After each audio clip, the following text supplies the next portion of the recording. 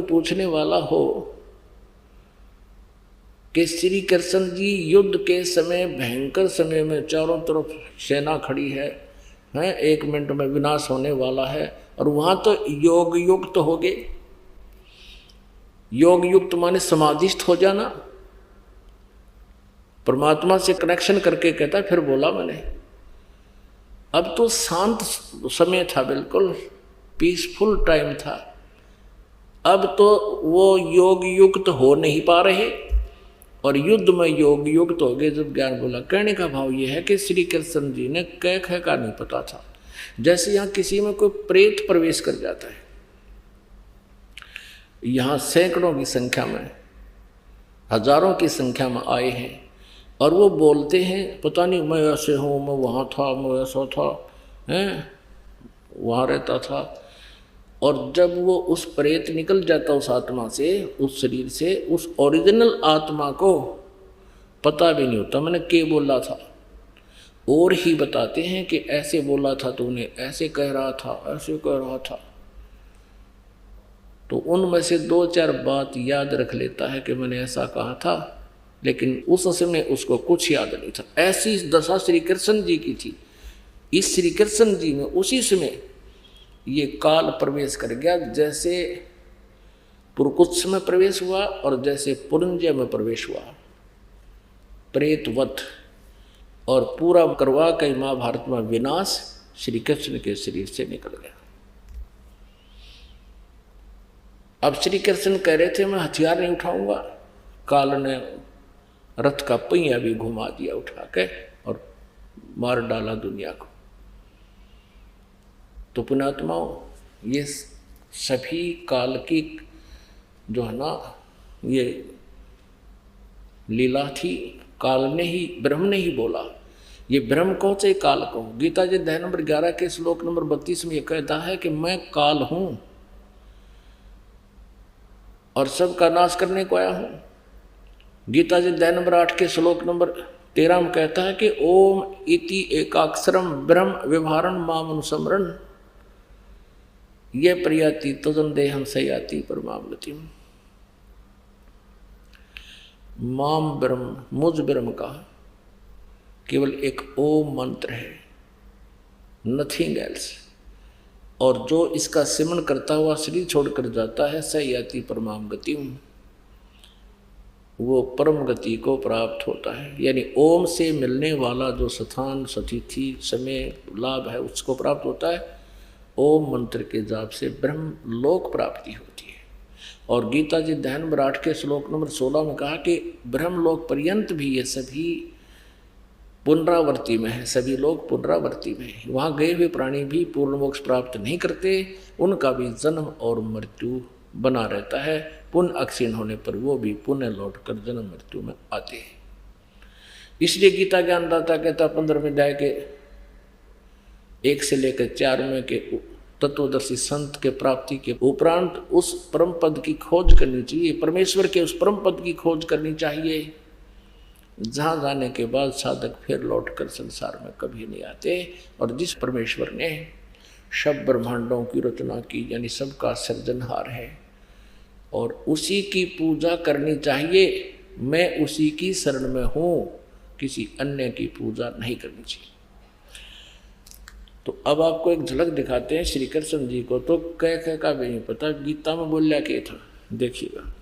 संक्षिप्त महाभारत प्रथम खंड गीता प्रेस गोरखपुर से प्रकाशित है।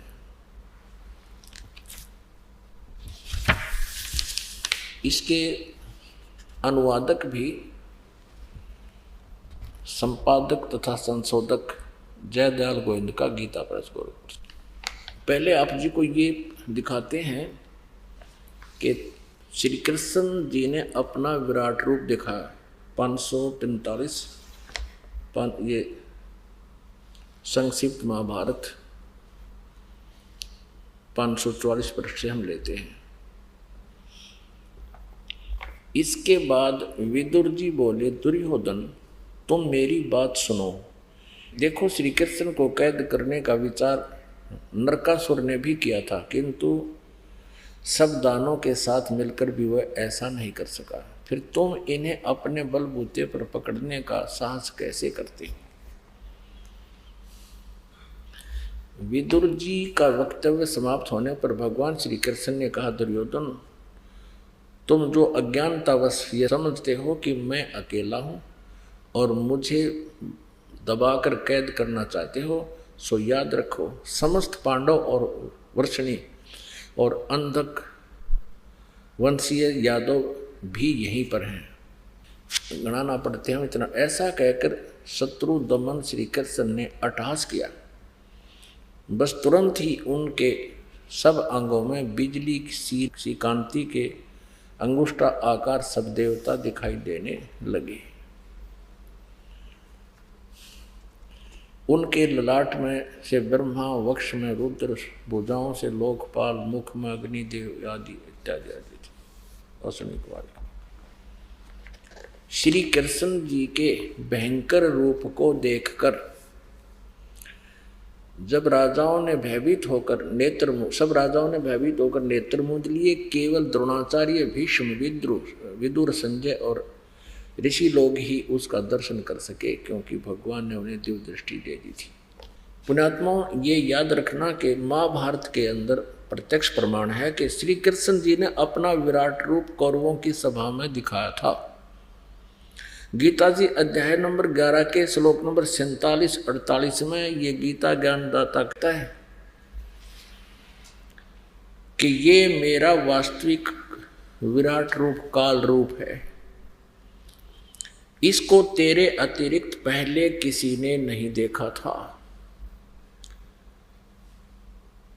और ये मेरी प्राप्ति, मेरे दर्शन, मेरे इस रूप का दर्शन न वेदों में वर्णित विधि से, न जप से, न तप से, न किसी क्रिया से, यानी कोई नहीं कर सकता।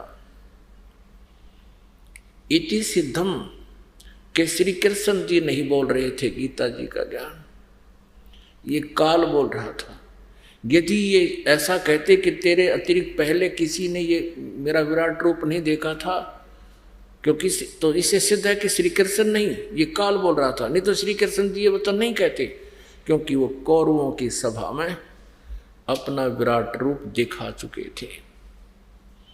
अब दिखाते हैं कि महाभारत में प्रत्यक्ष प्रमाण है कि श्री कृष्ण जी कहते हैं कि मुझे कुछ भी याद नहीं गीता जी में के बोला था।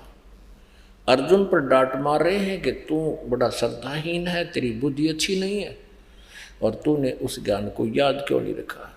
अरे भले आदमियों, ये दास वक्ता है, आप श्रोता हो, आप 2 घंटे के सत्संग में से मुश्किल से 40% याद रख पाओगे, और फिर कभी आप प्रश्न करो कि आपने उस दिन सत्संग सुना था, इस विषय में कृपा फिर सुनाइए, और मैं ये कहूँ कि तुम बड़े श्रद्धाहीन हो, तुम्हारी बुद्धि अच्छी नहीं है, तुमने याद क्यों नहीं रखा, अब मुझे कुछ याद नहीं। ये कोई बात बनी? इसे सिद्ध है कि मैं नहीं बोल रहा था, मेरे अंदर कोई भूत बोल रहा था, कोई अन्य शक्ति बोल रही थी। इसी प्रकार ये सिद्ध हो जाता है श्री कृष्ण ने गीता जी का ज्ञान नहीं बोला। अब देखिएगा, संक्षिप्त महाभारत द्वितीय खंड गीता प्रेस ग्रुप से प्रकाशित है। इसके 667 पृष्ठ पर दिखाते हैं, 667 पृष्ठ वो तथा संशोधक जयदयाल गोविंद का गीता प्रेस ग्रुप पर। ये देखिए पृष्ठ नंबर 667 पर श्री कृष्ण का अर्जुन से सिद्ध महर्षि और कश्यप का संवाद। जन्मेजय ने पूछा, ब्राह्मण, शत्रुओं का नाश हो जाने के बाद जब महात्मा श्री कृष्ण और अर्जुन सभा में बैठकर वार्तालाप कर रहे थे, उसमें उनमें क्या क्या बातचीत हुई? वैशंपायन जी ने कहा, राजन, श्री कृष्ण के सहित अर्जुन ने जब अपने राज्य पर पूरा अधिकार प्राप्त कर लिया तो वे दिव्य सभा भवन में आनंद से रहने लगे। एक दिन सवदनों से घिरे हुए वे दोनों मित्र सब इच्छा से घूमते घूमते सभा मंडप के ऐसे भाग में पहुंचे जो स्वर्ग के समान सुंदर था। पांडुनंदन अर्जुन श्री कृष्ण के साथ रहकर बहुत प्रसन्न थे। उन्होंने एक बार उस रमणीय सभा की ओर दृष्टि डालकर भगवान से यह वचन कहा, देवकी नंदन, जब युद्ध का अवसर उपस्थित था उस समय मुझे आपके महात्म का ज्ञान और ईश्वरीय स्वरूप का दर्शन हुआ था, किंतु केशव, आपने स्नेहवश पहले मुझे जो ज्ञान उपदेश किया था वह सब इस समय बुद्धि के दोष से भूल गया है। उन विषयों को सुनने के लिए बारंबार मेरे मन में उत्कंठा होती है। इधर आप जल्दी ही द्वारका जाने वाले हैं, अतः पुनः वह सब विषय मुझे सुना दीजिए। वैशंपायन जी कहते हैं, अर्जुन के ऐसे कहने पर वक्ताओं में श्रेष्ठ महातेजस्वी भगवान श्री कृष्ण ने उन्हें गले से लगाकर इस प्रकार उत्तर दिया। पहले तो गले से लगाने का केतुक था और फिर डांट मारे। यानी आदमी जब बिचल जाता है ना, उसको पता है कि तुम्हें कुछ नहीं पता, तब वो इस तरह की एक्टिंग कराया करें। श्री कृष्ण, भगवान श्री कृष्ण ने उन्हें गले से लगाकर इस प्रकार उत्तर दिया। श्री कृष्ण जी बोले, अर्जुन, उस समय मैंने तुम्हें अत्यंत गोपनीय विषय का श्रवण करा था, अपने स्वरूप भूत धर्म सनातन पुरुषोत्तम तत्व का परिचय दिया था और नित्य लोकों का भी वर्णन किया था, किंतु तुमने जो अपनी नासमझी के कारण उस उपदेश को याद नहीं रखा, यह जानकर मुझे बड़ा खेद हुआ है। अब क्या कहते हैं, उन बातों का अब पूरा पूरा स्मरण होना संभव नहीं जान पड़ता। पांडव नंदन, निश्चय तुम बड़े श्रद्धाहीन हो, तुम्हारी बुद्धि अच्छी नहीं जान पड़ती।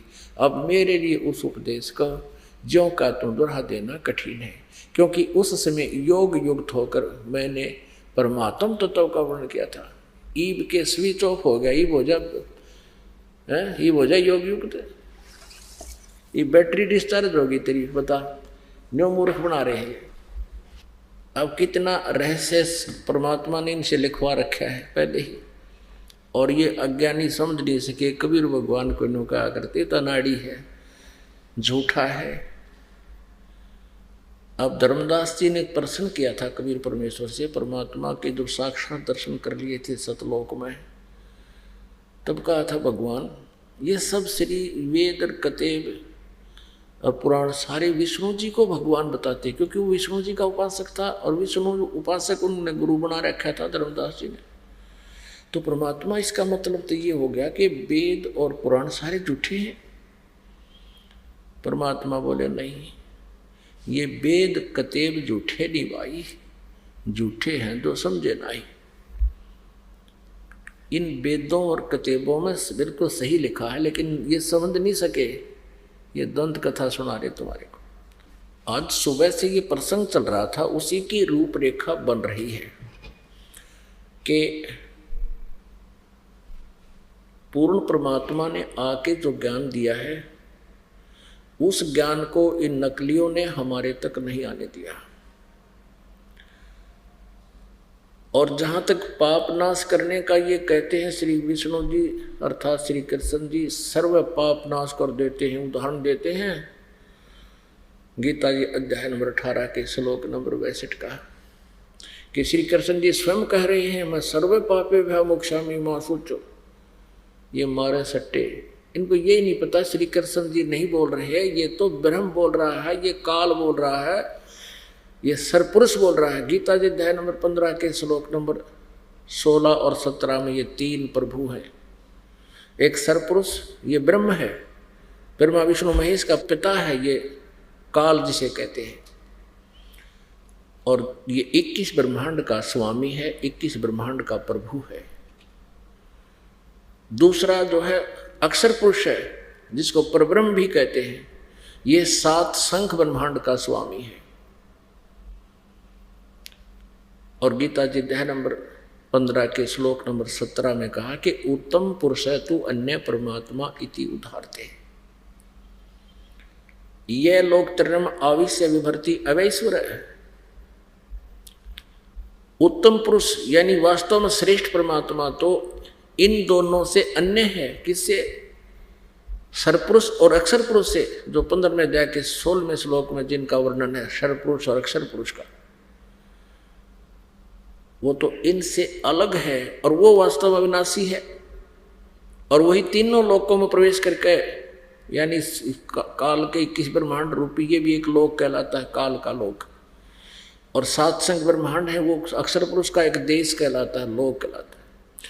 और सतपुरुष का अपना जो अपना स्थान है ओवरऑल ब्रह्मांडों का कुल मिला, कहते तीनों लोकों में प्रवेश करके सबका धारण पोषण, यानी सबको वही परमात्मा ही सबका धारण पोषण करता है।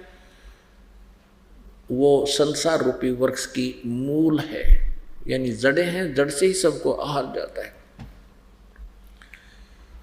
तो गीता ज्ञान दाता सुबह भी बताया था, 18वें अध्याय के 62वें श्लोक में कहता है कि अर्जुन तू सर्वभाव से उस परमेश्वर की शरण में जा जिसकी कृपा से तू परम शांति को और सनातन परम धाम को प्राप्त होगा। क्योंकि अपने विषय में 4थे अध्याय के 5वें और 9वें श्लोक में, दूसरे अध्याय के 12वें श्लोक में, 10वें अध्याय के दूसरे श्लोक में गीता ज्ञानदाता कहता अर्जुन तेरे और मेरे बहुत जन्म हो चुके हैं, तू नहीं जानता मैं जानता हूं। तू मैं और ये सब सैनिक पहले भी जन्मे थे, आगे भी होंगे, ये ना सोच कि हम अभी अभी हैं। और फिर अपनी साधना के लिए कहता है कि यदि तूने मेरी साधना करनी है 7वें अध्याय के 5 और 7 में, तो युद्ध भी करना होगा। मेरी शरण में रहना है तो मेरी स्मरण भी कर और युद्ध भी कर, खड़ा हो, क्योंकि मेरे पास रहेगा तो शांति नाम की चीज नहीं है। 8वें अध्याय के 13वें श्लोक में अपनी जाप विधि के लिए बताता है, मेरा केवल एक ओम मंत्र है मुझ ब्रह्म का, और इसका अंतिम श्वास तक जो सिमरण करता है ब्रह्म लोक तक पहुंच जाता है। 8वें अध्याय के 16वें श्लोक में स्वयं कहता है कि ब्रह्म लोक पर्यंत भी सभी जन्म मृत्यु में ही हैं, पुनरावृत्ति होती है, पूर्ण मोक्ष नहीं। इसलिए 18वें अध्याय के 62वें श्लोक में, 15वें अध्याय के 1 से लेकर 4 श्लोक में कहा है कि तत्वदर्शी संत की ये पहचान है, उल्टे लटके संसार रूपी वृक्ष के सब पार्ट्स बता देगा। उसके पश्चात उस परमेश्वर के परम पद की खोज करनी चाहिए, जहाँ जाने के बाद कभी कोई लौट कर वापस नहीं आते, साधक पूर्ण मोक्ष प्राप्त करते हैं। और मैं भी उसी की शरण में हूँ, उसी की भक्ति करनी चाहिए, इस तरह धारणा रखे। 18वें अध्याय के 62वें श्लोक में कहा कि तू सर्वभाव से उस परमेश्वर की शरण में जा जिसकी कृपा से तू परम शांति को, सनातन परम धाम को प्राप्त होगा। सनातन परम धाम शाश्वतम स्थानम, सदा रहने वाला, कभी नाश नहीं होता, सतलोक को चला जाएगा। और उस परमेश्वर की साधना के लिए 17वें अध्याय के 23वें श्लोक में कहा कि ओम तत्सत इति निर्देश ब्रह्मण त्रिविध समर्थ है। सच्चिदानंद घन ब्रह्म की साधना गीता जी अध्याय नंबर 8 के श्लोक नंबर 1 में अर्जुन ने पूछा, प्रभु आपने 7वें अध्याय के 29वें श्लोक में जिस तत्ब्रह्म के बारे में कहा है वो कौन है? वो तत्ब्रह्म 8वें अध्याय के 3रे श्लोक में कहा कि वो तत्ब्रह्म यानी वो परम अक्षर ब्रह्म है, वो गीता ज्ञानदाता से अन्य है। 8वें अध्याय के 5 और 7 श्लोक में अपनी साधना के लिए विषय बताता है कि मेरा ओम नाम है, उसका जाप भी कर, युद्ध भी कर। 8वें अध्याय के 8, 9, 10 3 श्लोकों में उस परम अक्षर ब्रह्म के विषय बताया कि उसकी भक्ति करेगा तो उसके पास चला जाएगा। उसके लिए ऑप्शन छोड़ दिया 4थे अध्याय के 34वें श्लोक में कि तत्वदर्शी संत बताएगा उस परमेश्वर के परमात्म तत्व की जानकारी, उससे प्राप्त कर उसकी साधना उसको पता होगी, मुझे नहीं। आज सुबह का सत्संग भी इसी विषय में था, क्योंकि पुणात्मा आप विद्यार्थी हैं, ये दास एक आध्यात्मिक शिक्षक है, टीचर है, गुरु है, और आप जी को ये पीक टाइम दिया परमात्मा ने, ऐसा जन्म दिया मनुष्य का, शिक्षित आप, सदग्रंथ अपने पास। ये शिक्षा इसीलिए दी परमेश्वर ने कि आप जी मुझे पहचान लें, आप परमात्मा कबीर जी के बच्चे हो, और वही आपके लिए भटक रहा है। यहाँ आपके लिए पता नहीं कितनी यातनाएं सहन करते हैं, पिछली इतिहास आपको कभी सुनाएंगे, समय समय पर सुनाते रहेंगे, वो कितना हमारे लिए भटक रहा है, क्योंकि वो हमारा पिता है। हम यहाँ काल के इस माया के नशे में परमात्मा को भूल चुके हैं। कबीर ये माया अटपटी सब घट आन अड़ी, किस किस न समझाऊं या कुआ भांग पड़ी। तो वो परमेश्वर आपको अपनी पहचान बताने के लिए स्वयं आते हैं। तो यहाँ 18वें अध्याय के 62वें श्लोक में कहा कि उसकी शरण में जा। 18वें अध्याय के 63वें श्लोक में कहा कि अर्जुन मैंने जो कहना था कह दिया तेरे, ये गुप्त से गुप्त ज्ञान गीता जी का दे दिया। अब तेरी समझ में आवा ऐसे कर, मन माने ऐसे कर, मेरी शरण में रहना है तो उठ। 18वें अध्याय के 65वें श्लोक में कहा कि मेरी शरण में रहना है तो मेरे में भाव वाला बन, मेरे में मन वाला बन। 8वें अध्याय के 6ठे श्लोक में कहा कि अंत समय में जो जिस भी भाव में भावित रहता है उसी को प्राप्त होता है। परमात्मा भी अपनी वाणी में कहते हैं, जहाँ आशा ता बासा होई, मन कर्म वचन सुमरियो सोई। अब ये कहता है कि 18वें अध्याय के 63वें श्लोक में कि ये गुप्त से गुप्त ज्ञान मैंने तुझे बता दिया, क्योंकि अंतिम अध्याय आ गया, लास्ट श्लोक चल रहे हैं। कहता है तेरी मर्जी, मेरी शरण में रहना है या उसकी शरण में रहना, सेलेक्ट कर ले एक ने। और कहता है एक और गुप्त से गुप्त भेद बता दूं, मेरा भी वही पूज्य देव है, वो मेरा इष्ट देव है। कौन? जिसके विषय में 18वें अध्याय के 62वें श्लोक में कहा कि उसकी शरण में जाओ। अब देखो पुण्यात्मा, इन्होंने अनुवाद गलत कर रखा है। अब गीता ज्ञानदाता 18वें अध्याय के 63वें श्लोक में तो कह रहा है कि गुप्त ज्ञान दे दिया, गीता जी का सारा ज्ञान सुना दिया, गुप्त से गुप्त रहस्य भी बता दिए कि मैं काल हूँ, वो परमात्मा कोई और है, वहाँ जाने के बाद जन्म मृत्यु नहीं होती, उसकी साधना संत से प्राप्त कर, तत्वदर्शी संत से। और फिर कहता है 18वें अध्याय के 64वें श्लोक में कि एक गुप्त और बता दूं, इष्ट में असी दृढ़म इति तत्वक्षामि ते हितम। तुझे फिर और बताता हूं एक गुप्त से गुप्त भेद। कति गुप्त? मेरा भी पूज्य देव इष्ट वही है। और परमात्मा कहते हैं तेरा ज्योत स्वरूपी, ये ज्योत स्वरूपी अलख निरंजन यो ब्रह्म काल भी धरता ध्यान हमारा। श्रीमद् भगवत गीता अध्याय नंबर 18 के श्लोक नंबर 66 में गीता ज्ञानदाता कहता है कि सर्वधर्मान परित्यज माम एकम शरणम व्रज। मेरे सत्र की जो पूजा है, गीता जी अध्याय नंबर 17 के श्लोक नंबर 23 में ओम तत्सत 3 मंत्र का जाप सच्चिदानंद घन ब्रह्म के पाणी का कहा कि ओम तो ब्रह्म का है। गीता जी अध्याय नंबर 8 के श्लोक नंबर 13 में कहा कि ओम इति एक अक्षरम ब्रह्म व्यवहारण माम अनुसमरण। तो ये ओम मंत्र का जाप कहता है कि मुझे छोड़ दे, इसकी कमाई दो, मेरे सत्र की जो धार्मिक पूजाएं हैं, फिर मैं तुझे सभी पापों से मुक्त कर दूंगा। फिर उस एक की शरण में जा, एकम शरणम व्रज। एकम माने जिसके बराबर दूसरा नहीं कोई, सर्वशक्तिमान अद्वितीय परमेश्वर परम अक्षर ब्रह्म की शरण में जा, मेरे सत्र की पूजा मुझे छोड़ दे।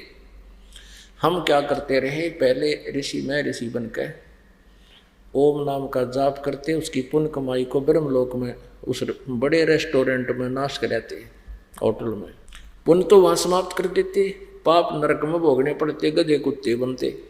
तो अब ये कहता है कि मेरे सत्र की जो पूजा मुझे दे दे, ओम नाम का जाप मेरा छोड़ दे, और पाप परमात्मा के सतनाम से नाश हो जाते हैं। तो फिर कहता उसकी शरण में जा, एकम शरणम व्रज। इन अनाड़ियों ने उल्टा अनुवाद कर दिया कि मेरी शरण में आ जा। अर्जुन पहले ही कह रहा है कि मैं आपकी शरण में हूँ, गीता जी अध्याय नंबर 2 के श्लोक नंबर 7 में, कि मैं आपका शिष्य हूँ, आपकी शरण में हूँ, और मेरी बुद्धि अब काम नहीं कर रही, मुझे ठीक शिक्षा दे दो, मैंने करना क्या चाहिए। और ये नौका श्री कृष्ण नौका मेरी शरण में आ जा। श्री कृष्ण तो बोल ही नहीं रहा गीता जी को, और कहते हैं श्री कृष्ण जी कहता सब पाप नाश कर दूंगा। श्री कृष्ण जी तो बोल ही नहीं रहा, श्री कृष्ण जी इसमें कोई शब्द भी नहीं बोला, और वो अपने पाप नाश नहीं कर सका तो औरों का कैसे कर देगा। आपको थोड़ी सी झलक दिखाते हैं इन अज्ञानियों की, जिन्होंने इन गीता जी के अनुवादों में बट्ठा बैठा रखा है। अज्ञान के कारण, तत्व ज्ञान के अभाव से इन्होंने अर्थों के अनर्थ कर डाले। अनुत्तम को इन्होंने सर्वश्रेष्ठ लिख दिया, अति उत्तम कर दिया। एक तरह के चौथी कक्षा का बच्चे ने पूछ ले, 5वीं कक्षा का बता देगा। उत्तम माने गुड, अनुत्तम माने बैड। तो बैड का अर्थ और कोई गुड लिखे तो किसा विद्वान होगा, ये किसी भी शास्त्र में नहीं हो सकता। ये दूसरी बात है कि ये प्रसंग से अपरिचित होने से अनर्थ कर डालेगा। अगर ये कहें कि अनुत्तम का अर्थ यहाँ 7वें अध्याय के 18वें श्लोक में गीता ज्ञानदाता कहता है कि सभी ज्ञानी आत्मा हैं तो नेक उदार हैं, लेकिन ये मेरे वाली अनुत्तम साधना में ही लीन है। भाव तो ये है, इन्होंने कह दिया कि जिससे उत्तम कोई और ना हो वो मेरी गति में। इसकी गति कौन सी है? 8वें अध्याय के 13वें श्लोक में स्पष्ट कर दिया कि ओम नाम के जाप से मेरे वाली परम गति प्राप्त होगी। 8वें अध्याय के 16वें श्लोक में कह दिया कि ब्रह्मलोक में गए हुए प्राणी भी ओम की साधना करने वाले ब्रह्मलोक में जाते हैं, कि वो भी जन्म मृत्यु में आते हैं। ये स्वयं भी 4थे अध्याय के 5वें और 9वें में, 2रे अध्याय के 12वें में, 10वें अध्याय के 2रे श्लोक में स्पष्ट करता है कि मेरे और तेरे बहुत जन्म हो लिए, तू नहीं जानता हमारी जन्म मृत्यु होती है। तो यहाँ ये कैसे कह सकता है कि मेरे वाली गति से कोई उत्तम नहीं? फिर ये 18वें अध्याय के 62वें श्लोक में कहता है कि सर्वभाव से उस परमेश्वर की शरण में जा, जिसकी कृपा से तो परम शांति को और सनातन परम धाम को प्राप्त होगा। 15वें अध्याय के 1 से लेकर 4 में स्पष्ट कर दिया है कि उसके पश्चात तत्वदर्शी संत की प्राप्ति के पश्चात परमेश्वर के उस परम पद की खोज करनी चाहिए, जहाँ जाने के बाद साधक फिर लौट कर कभी संसार में नहीं आते, वो पूर्ण मोक्ष प्राप्त करते हैं। इसलिए यहाँ इन्होंने लिख दिया कि जिससे उत्तम कोई गति ना हो। बता, ये खुद कह रहा है कि मेरे से उत्तम तो कोई और है, तो वो भी अर्थ नहीं बन सकता यहाँ पर कि भगवान ने कहा मेरे बुढ़िया कोई और साधना नहीं किसी की। स्पष्ट कराया तो और परमात्मा उत्तम पुरुष है तो अन्य, 15वें अध्याय के 17वें श्लोक में। अब आपको दिखाते हैं इनकी कलाबाजी, नकली अनुवादकर्ताओं की। अब ये देखिएगा, सर्वप्रथम गीता प्रेस गोरखपुर से प्रकाशित दिखाते हैं आपको। पुण्यात्माओं, आप बालक नहीं हो, बहुत आसानी से समझ सकते हो। कंप्यूटर तक बना लिए, हवाई जहाज बना लिए, इंटरनेट बना लिए। अरे परमात्मा के ज्ञान को समझे बिना सारे व्यर्थ हैं। जब तक हम आध्यात्मिक ज्ञान से परिचित नहीं होंगे, हमें पता नहीं लगेगा कि उद्देश्य क्या है हमारा यह फंसे रहने का, जन्मने और मरने का। तो अब सुअवसर है, इस ज्ञान को समझकर सदा के लिए सुखी हो जाओगे। सतलोक में आपका जीवन होगा, ऐसे ही जन्म होगा, ऐसी सृष्टि है। काल ने यह नकल बना रखी है उसकी, लेकिन वहाँ वृद्ध अवस्था और मृत्यु नहीं है, वहाँ किसी वस्तु का अभाव नहीं है, राग द्वेष नहीं है। ये ऐसा शरीर गंदा शरीर नहीं है, सुंदर शरीर, तेज पुंज का शरीर, बहुत ही 16 सूर्य जितना हमारा नूर है, सुंदरता है। तो मरना तो है ही, ये तो अंडरस्टूड है। तो मरते हैं तब तक तो परमात्मा को याद करते हुए हम जाएंगे, और यहाँ की क्रियाएं भी जो हम कर रहे हैं, परमात्मा के शरण में आने से ही हमें यहाँ सांसारिक भी लाभ होगा, हमारा परिवार भी ठीक रहेगा, हम भी ठीक रहेंगे, टेंशन फ्री रहेंगे, भगवान की भक्ति करके पार हो जाएंगे। तो मृत्यु तो होनी ही है, पुनर्जन्म की आशा मन में नहीं रहनी चाहिए। ये इस ज्ञान से वैसे भी हट जाएगी, और फिर भक्ति का इतना प्रभाव होगा, आपको एक न्यारा उमंग बनेगी उस स्थान को पाने की। कुछ दिनों में आपका पूरा विश्वास हो जाएगा कि सचमुच वहाँ स्थान कोई और है, क्योंकि सब ग्रंथ बतावें, सब संत बतावें जिन्होंने परमात्मा पार, परमात्मा खुद बताने आया। तो फिर हम निरसंशय होकर के वहाँ की धुन लगा लेंगे, कि वहाँ की एक लगन लगा लेंगे, वह लगन लेकर चलेगी, साथ में भक्ति हमारे साथ है। उसके लिए आपको एक निर्णायक मोड़ पर लाना चाहता है ये दास, कि आप जी ये समझ सकें कि ये क्या झंझट है, हमारे सदग्रंथ क्या बता रहे हैं, हमें क्या सुनने को मिला आज तक, वो गलत सुना रखा था। आपको दिखाते हैं संस्कृत शब्दकोश, जिससे आपको विश्वास होगा कि सचमुच ये है संस्कृत हिंदी शब्दकोश। ये देखिएगा, संस्कृत हिंदी कोश, Vaman Shivram Apte, Motilal Banarsidass publishers private limited, Delhi से ये छपी है। इसके 993 पृष्ठ पर आपको दिखाते हैं। ये देखिए, ये 993 पृष्ठ पर है। वर्ज, वर्ज माने जानना, चलना, प्रगति करना, विदा होना, निर्वासित होना, छोड़ देना यानी चला देना, वहाँ से निकल जाना, घूमना फिरना, यात्रा करना, निर्वासन, देश निकाला, यानी वर्जन माने चला जाना, वर्ज माने जाना। अब गीता प्रेस गोरखपुर से प्रारंभ करते हैं। ये देखिएगा, श्रीमद् भगवद गीता जयदयाल गोविंद का इसके अनुवादक है। अभी आपको दिखा रहा था दास, ये साइन भी कर रखे अपने। 18वें अध्याय का 66वां श्लोक आपको दिखाते हैं। 18वां अध्याय श्लोक नंबर ये 62 है।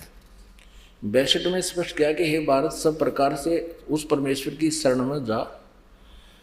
स्पष्ट किया उस परमेश्वर की शरण में जा, उसकी उस परमात्मा की कृपा से ही तू परम शांति और सनातन परम धाम को प्राप्त होगा। अब 18वें अध्याय के 63वें श्लोक में अब गीता ज्ञानदाता कहता है कि मैंने जो कहना था वो कह दिया। हाय हाय, इति ते ज्ञानम आख्यातम गुहतात गुहत्रम मया।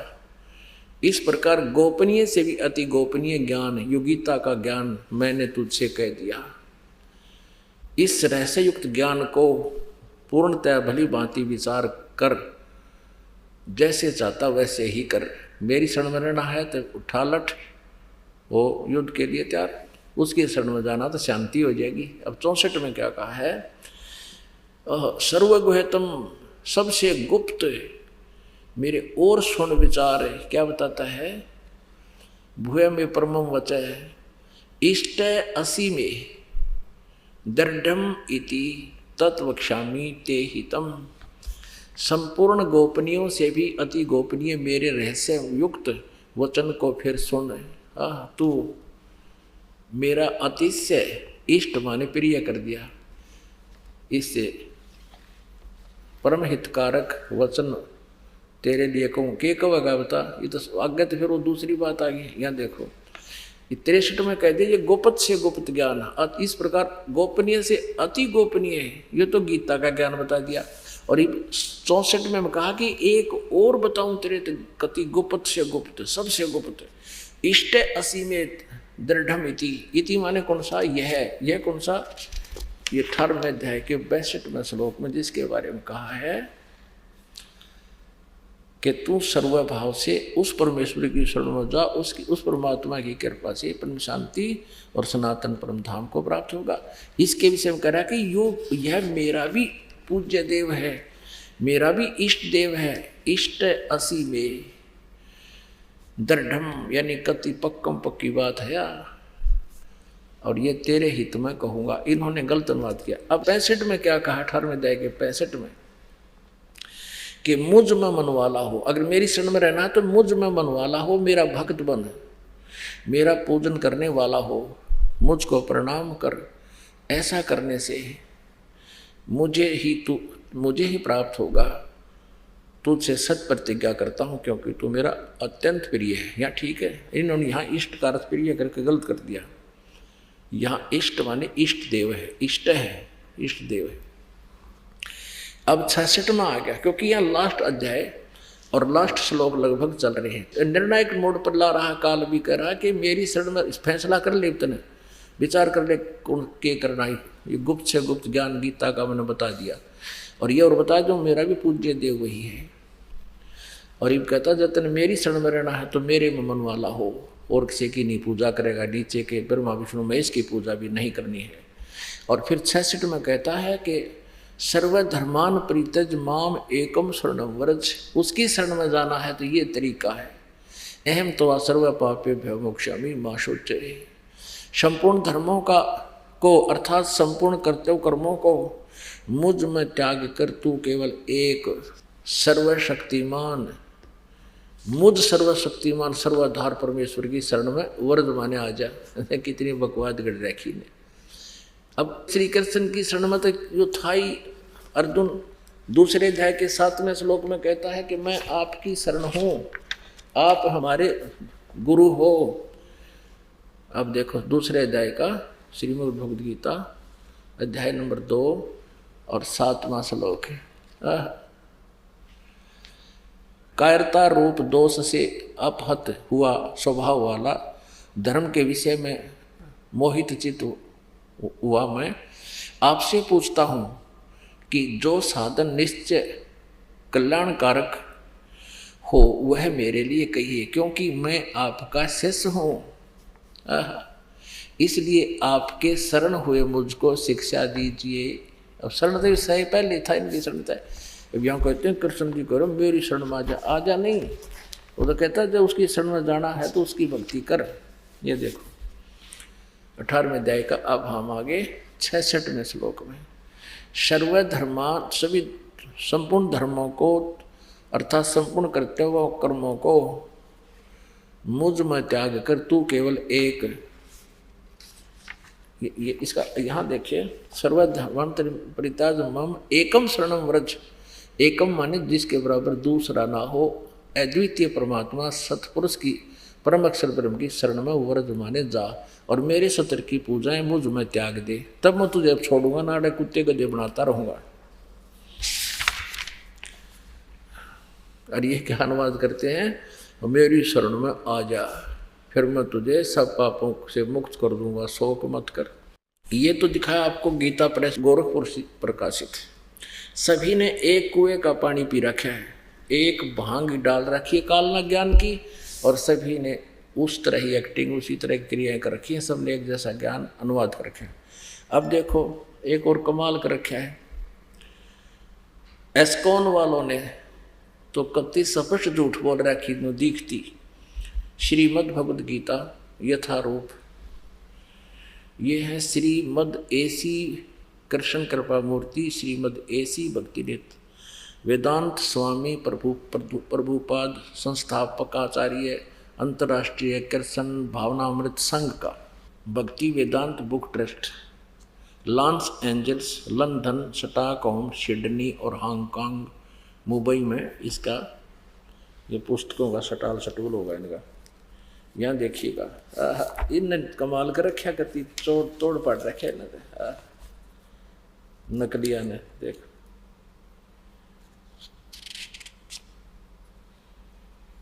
यहाँ देखिएगा अध्याय 18 का श्लोक 66 यहाँ पर शुरू होता है। सर्वधर्मान परित्यज माम एकम शरणम व्रज, इसका अनुवाद यहाँ किया है इन्होंने तो कमाल कर रखा है। देखिएगा अर्थ तो सही लिख रहे हैं कि कदे को हमने मूर्ख ना बता दे। सर्वधर्मान का अर्थ लिखा है समस्त प्रकार के धर्म, परित्यज माने त्याग कर, माम माने मेरी, एकम माने एकमात्र, शरणम माने शरण में, व्रज माने जाओ। यहाँ ठीक लिखा, अर्थ तो सही लिख दिया, व्रज माने जाना ही होता है, और यहाँ फिर नाश कर दिया उल्टा ही, यहाँ घुमाना। यहाँ अनुवाद ये है इनका, समस्त प्रकार के धर्मों का परित्याग करो और मेरी शरण में आओ। अरे भांग पी रहे थे ये भी। व्रज माने जाओ, जाना होता है, यहाँ आओ कैसे बना दिया, मेरी शरण से जाओ, यत्न लगता मेरी शरण से जाओ तो भी मान जाते। फिर जाना, फिर ये नहीं पता ये जाने के लिए किसको कह रहे हैं। अब इनकी बुद्धि घूम रही थी, श्री कृष्ण जी ने सर्वेश्वर मान रहे थे ये, और श्री कृष्ण जी ने ही गीता बोली, इसलिए इन्होंने श्री कृष्ण जी को केंद्र बिंदु बना के सारे अनर्थ कर डाले। श्री कृष्ण जी तो आप पता नहीं उन्होंने गीता में बोला क्या था, प्रत्यक्ष हो रही है आपके समक्ष।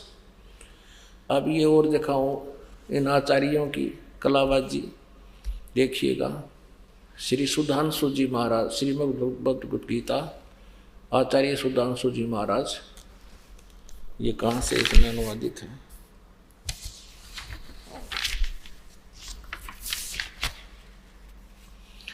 ये प्रकाशक हैं विश्व जागृति प्रकाशन, ओंकारेश्वर महादेव मंदिर, जी ब्लॉक, मानसरोवर गार्डन, नई दिल्ली। मुद्रक इंटर इंडिया पब्लिकेशन, D17 राजा गार्डन, नई दिल्ली। ये ऐसे ऐसे देखिए, ये भी उससे कुएं का बांध पी रहे हैं। ये सबसे ऊपर है अध्याय 18 और ये 66वां श्लोक है। सर्वधर्मान परित्यज माम एकम शरणम व्रज, अहम तवा सर्व पापेभ्यो मोक्षामि मा शुच। संपूर्ण धर्मों का आश्रय छोड़कर तू केवल मेरी शरण में आ जा। अरे वाह आचार्यों, जय हो थारी। अब लगे अथान की सब की पालिश उतार देते हैं, आने वाले समय में ये दुखी ना करेंगे किसी ने। ये देखिएगा डॉक्टर सर्वपल्ली राधाकृष्णन, इनके विषय में बहुत कुछ लिखा है कि बड़े विद्वान पुरुष थे। भगवद गीता की व्याख्या तथा प्रत्येक श्लोक का सरलार्थ, सरल भावार्थ महान विचारक तथा आधुनिक भारत के सर्वश्रेष्ठ दार्शनिक डॉक्टर राधाकृष्णन ने कुछ इस ढंग से प्रस्तुत किया है। इस प्राचीन विवेक का नया रूप हमारी आज की आवश्यकताओं को के अनुरूप प्रकट होता है। Shrimad Bhagavad Gita, doctor Sarvepalli Radhakrishnan, Hind pocket books, Hind pockets book, ये यहाँ से छपी है। मुद्रक हैं dot security press private limited, New Delhi से। अब यहाँ दिखाते हैं 18वें अध्याय का 66वां श्लोक। सर्वधर्मान परित्यज माम एकम शरणं व्रज अहम त्वा सर्व पापेभ्यो मोक्षामि मा शुच। अनुवाद है, सब कर्तव्यों को छोड़कर तू केवल मेरी शरण में आ जा। ये सर्वपल्ली महाराज जी के विचार देखो। अब देखो, अब आपको दिखाते हैं श्री आसाराम जी की के आश्रम से छपी, उनको मान्य है ये पुस्तक, गीता जी का अनुवाद। श्रीमद् भगवत गीता, संत श्री आसाराम जी आश्रम अहमदाबाद। आसाराम जी क्या कहते हैं? स्वयं भगवान विष्णु के मुखारविंद से निकले हुए गीता शास्त्र को गाने और पालन करने योग्य महाफलदायक कर्तव्य होते हुए अन्य शास्त्रों के विस्तार की क्या आवश्यकता है? महर्षि व्यास जी और महात्मा बता रहे, ये भी इनको मान्य है। जब ये लिख रहे हैं तो ये सारा कुछ के श्री कृष्ण जी के मुखारविंद से उच्चारित हुई। ये देखिएगा 18वें अध्याय का 66वां श्लोक। 18वां अध्याय 66वां श्लोक। सर्वधर्मान परित्यज माम एकम शरणं व्रज। संपूर्ण धर्मों का अर्थात संपूर्ण कर्तव्य कर्मों को मुझ में त्याग कर तू केवल एक मुझ सर्वशक्तिमान सर्वाधार परमेश्वर की शरण में आ जा। एक और आपको दिखाते हैं हंसा देश पंथ से, जिसमें ये श्री सतपाल जी और श्री प्रेम रावत जो अमेरिका में अपना चिमटा गाड़े बैठे हैं, उनको भी यह मान्य है। देखिएगा श्रीमद् भगवद गीता, ये कहाँ से छपी है? अनुवादक हैं ब्रह्मलीन महात्मा सत्यानंद, महात्मा सर्वज्ञानानंद, आदि संपादक हंसादेश। प्रकाशक है मानव उत्थान सेवा समिति 2/12 पंजाबी विभाग, नई दिल्ली से। मुद्रक हैं Rajeshwari photo setters private limited, ये इतना। और यहाँ देखिएगा ये सतपाल जी महाराज पंजाबी बाग, नई दिल्ली में इनका स्थान है। अब हम लेते हैं अपने मतलब की बात। इन्होंने तो इकट्ठा ही काम कर रखा है। 8-10 अध्याय और 58 से 60 तक तो यहाँ कर दिया और 61 से 63 तक ये ऊपर कर दिया। अब 64 से 66 तक यहाँ कर दिया। 66 मायु है। सर्वधर्मान परित्यज माम एकम शरणं व्रज, यहाँ तक तो इसने 64 का कर दिया। यहाँ 65 और 66 का अनुवाद किया है 118 पृष्ठ पे। सर्वधर्मों के कर्मों को छोड़कर केवल मेरी शरण में आ। ठीक है। अब आपको दिखाते हैं एक और बड़े महापुरुष माने जाते हैं, राम सुखदास जी, गीता प्रेस गोरखपुर के संस्थापक भी माने जाते हैं शायद। इन्होंने इतनी मोटी पुस्तक लिख रखी है, साधक संजीवनी। हे भगवान, इसमें छोटे छोटे अक्षर और 18वें अध्याय के 66वें श्लोक पर इन्होंने पूरा घाटा जोड़ रखे, लगभग 17 पृष्ठ पर रखे उस अज्ञान को सेट करने के लिए, फिर भी नहीं कर पाए। ये देखिएगा, यह साधक संजीवनी है, श्री राम सुखदास जी द्वारा इसका अनुवाद है। ये देखेंगे यहाँ पर सचित्र साधक संजीवनी, विशिष्ट हिंदी सहित सचित्र साधक संजीवनी, राम सुखदास इसके अनुवादक है और गीता प्रेस गोरखपुर इसकी मुद्रक है, प्रकाशक है। और देखिएगा उत्तरागत बोलिए, ये है 18वें अध्याय का 66वां श्लोक यहाँ है। 18वां अध्याय और 66वां श्लोक, सर्वधर्मान प्रीतज माम एकम शरणम व्रज।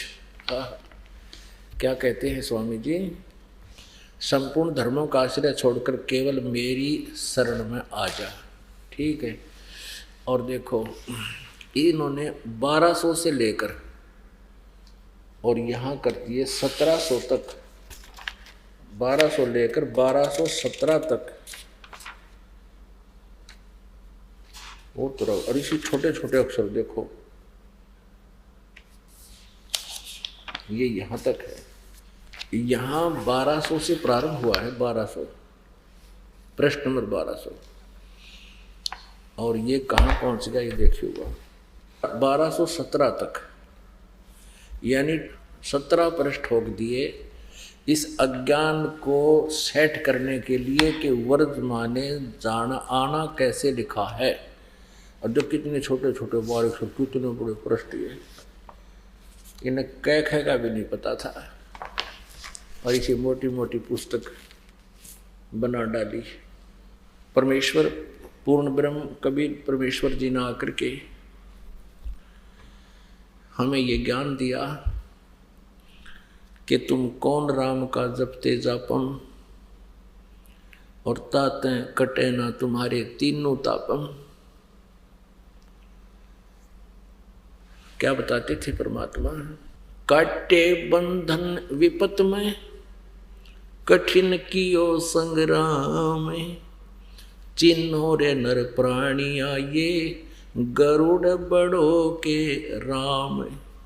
तुम श्री राम, श्री कृष्ण जी, विष्णु जी, शिव जी को परमात्मा मानते हो, श्री राम को तुम भगवान मानते हो। जब आपत्ति आई, लंका का युद्ध हो रहा था, श्री रामचंद्र सेना सहित नाग फांस में आगे थे। सभी सेना को श्री रामचंद्र जी, लक्ष्मण, हनुमान, अंगद तक को, सभी को नागा, इतने नाग प्रकट हो गए, सभी को बांध लिया, लपेटा ला दिया, हाथ सीधे खड़े हो गए उनके, टस से मस नहीं हो पा रहे थे, और सबके जान ने बीत गई थी, मुसीबत आ गई थी। क्या कहते हैं कि फिर गरुड़ से, जो श्री विष्णु जी के वाहन हैं, गरुड़ पक्षी, उसको प्रार्थना की गई, उसको याद किया। गरुड़ ने आकर के श्री रामचंद्र जी के बंधन काटे, वो नाग काट दिए, मारे खाए, तब श्री रामचंद्र जी मुक्त हुए। अब परमात्मा कबीर जी कहा करते थे, काटे बंधन विपत में, कठिन कियो संग्राम, चिन्हो रे नर प्राणिया ये, गरुड़ बड़ो के राम। ये तुम्हारा श्री राम शक्तिशाली है या गरुड़ ताकतवर होया, ये कौन से भगवान मानोगे तुम। कहते हैं कि श्री रामचंद्र जी को आप परमात्मा इसलिए मान रहे हो कि उन्होंने समुद्र पर पुल बनवा दिया। अगस्त ऋषि ने 7 समुद्रों को एक घूंट में पी लिया था, ये खाली हो गए थे। इनमें कौन सा परमात्मा हुआ। कहते हैं समुद्र पाट लंका गयो, समुद्र को पाट माने उसके ऊपर पुल बना के उसको छाप के, समुद्र पाट लंका गयो, सीता को भरतारे, अगस्त ऋषि ने ये 7 पी लिए, इनमें कौन करतार। यदि आप इसी उपमा से भगवान मानते हो तो अगस्त ऋषि ने तो 7 पी लिए, श्री रामचंद्र जी ने तो एक छोटा सा पुल बनाया इसके ऊपर, फिर कौन सा भगवान हुआ। फिर तुम अन्य उपमा करते हो कि श्री कृष्ण जी अर्थात विष्णु जी ने गोवर्धन पर्वत को, गिरिराज को उठा लिया था। परमात्मा कहते हैं हनुमान जी ने द्रोणागिरी उठाया, और तुम्हारी लोकवेद बताते हो तुम ही के शेष नाग पूरे ब्रह्मांड ने उठा रहा। तो फिर पृथ्वी तो उस शेष नाग के सिर पर बताओ तुम, फिर भगवान यू भगवान कैसे हो गया। इस दृष्टिकोण से तो शेषनाग भगवान हो गया, या इसके पैरेलल हनुमान भगवान हुआ। फिर क्या बताते हैं परमात्मा, गोवर्धन श्री कृष्ण धार्यो, द्रोणगिरी हनुमंत, शेष नाग सृष्टि उठारा, इनमें कौन भगवंत। परमात्मा क्या कहा करते थे कि सत साधना कर ले प्राणी, और तू यहां 2 दिन के लिए आया हुआ है, इन बकवादा न छोड़ दे। जो अन्य साधना तू कर रहा है ये ठीक नहीं है। मन नेकी कर ले 2 दिन का मेहमान, मन नेकी कर ले 2 दिन का मेहमान, मन नेकी कर ले 2 दिन का मेहमान। जोरू लड़का कुटुंब कबीला, ये 2 दिन का तेरा तन मन का मेला।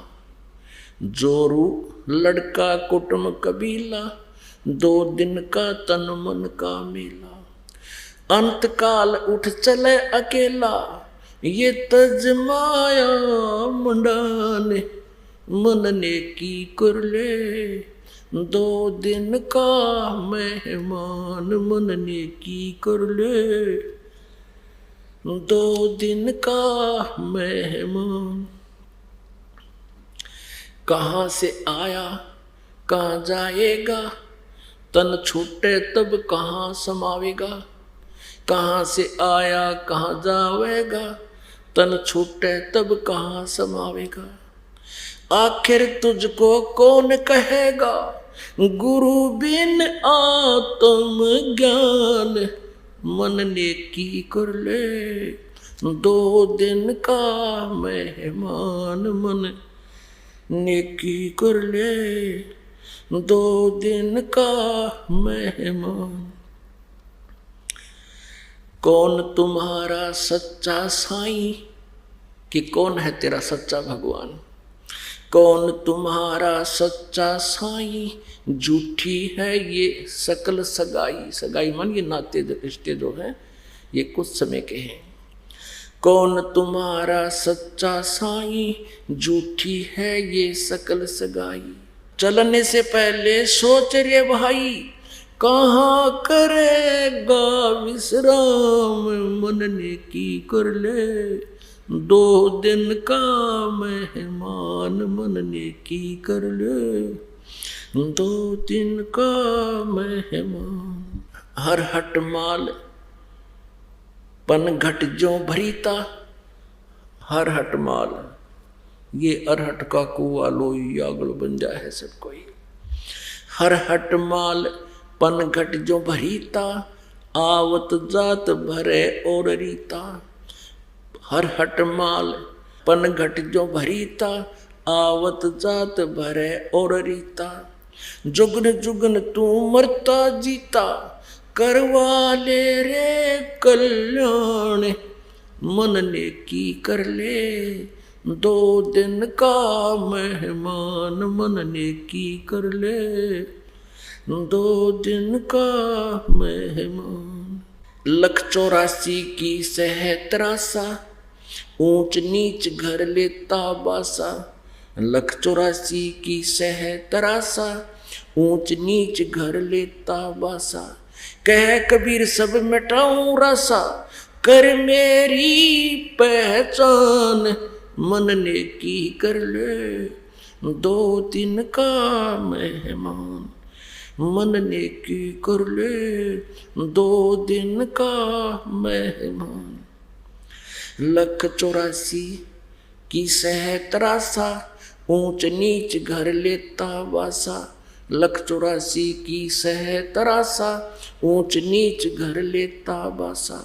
कह कबीर सब मिटा दूं रासा, कर मेरी पहचान, मन नेकी कर ले 2 दिन का मेहमान। नाम सुमर ले सुकर्म कर ले, कौन जाने कल की, खबर नहीं एक पल की। नाम सुमर ले सुकर्म कर ले, कौन जाने कल की, खबर नहीं पल की। कौड़ी कौड़ी माया जोड़े बात करे छल की। कौड़ी कौड़ी माया जोड़े बात करे छल की। पाप पुण्य की या बांधली गठरिया कैसे हो हल्की। पाप पुण्य की बांधी पोटरिया कैसे हो हल्की। नाम सुमर ले सुकुर्म कर ले कौन जाने कल की। खबरिया नहीं पल की। नाम सुमर ले सुकर्म कर ले कौन जाने कल की। खबरिया ना पल की। मात पिता परिवार भाई बंधु ये तरिया मतलब की। मात पिता परिवार भाई बंधु तरिया मतलब की। चलती बरिया कोई ना साथी या मट्टी जंगल की। खबर नहीं पल की। नाम सुमर ले सुकर्म कर ले कौन जाने कल की। खबर नहीं पल की। नाम सुमर ले सुकर्म कर ले कौन जाने कल की। खबर नहीं पल की। तारों बीच चंद्रमा जो झलके तेरी महिमा झला झलकी। तारों बीच चंद्रमा जो झलके आज तेरी महिमा झला झलकी। बने कुकरा बेस्टा खावे अब बात करे बल की। खबर नहीं पल की। नाम सुमर ले सुकर्म कर ले कौन जाने कल की। खबर नहीं पल की। ये संसार रैन का सपना जैसे ओस बूंद जल की। ये संसार रैन का सपना जैसे ओस बूंद जल की। सतनाम बिना सब है साधना जैसे गारा दल दल की। खबर नहीं पल की। नाम सुमर ले सुकर्म कर ले कौन जाने कल की। खबरिया ना पल की। अंत समय जब चले अकेला तेरी आंसू ने न ढलकी। अंत समय जब चले अकेला आंसू ने न ढलकी। कहे कबीर शरण गए हमरी कहे कबीर शरण गए मेरी हो रक्षा जल थल की। खबर नहीं पल की। नाम सुमर ले सुकर्म कर ले कौन जाने कल की। खबर नहीं पल की। अंत समय जब चले अकेला आंसू ने न ढलकी। अंत समय जब चले अकेला आंसू ने न ढलकी। कहे कबीर शरण गए मेरी हो रक्षा जल थल की। खबर नहीं पल की। अब परमात्मा कितना निर्णायक बताते हैं।